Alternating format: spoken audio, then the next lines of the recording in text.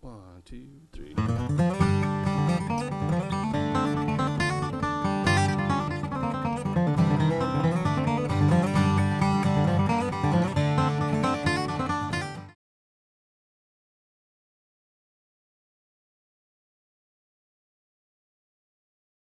Now we're going to jump into the Beaumont rag here and talk about some more of these concepts and how to apply things, and again, hopefully make some of the more beginner guitarists have something to kind of work with and work toward, and maybe some guitarists that might be out there that feel they're more advanced, you know, be able to sort of examine your own playing and find different ways where you can be better and sound better.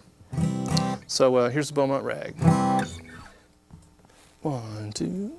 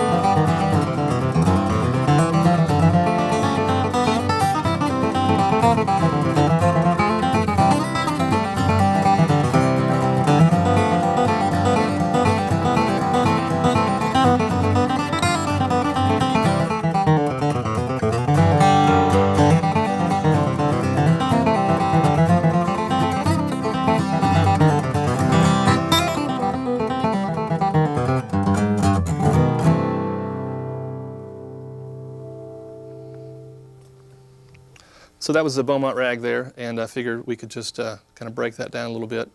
I'll play it, start at the top a little slower, and just talk about some things, how I would approach this in a jam situation or when I've recorded it in the past, and certain things that I think about when a lot of these sort of chords come up over and again.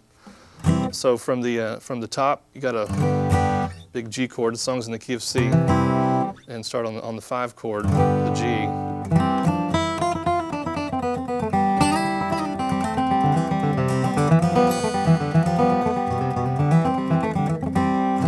So here it is one more time.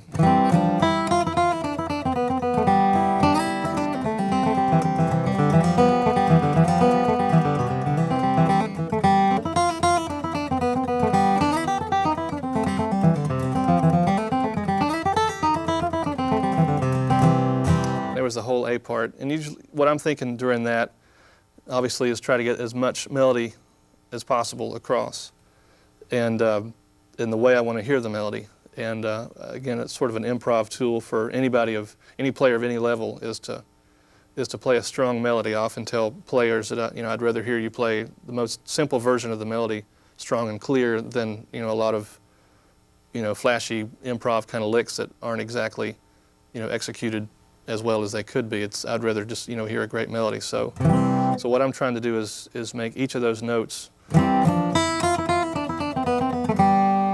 Then as that open G rings, I'm going to let it keep ringing into that C chord, because obviously the G note is part of the C chord. So,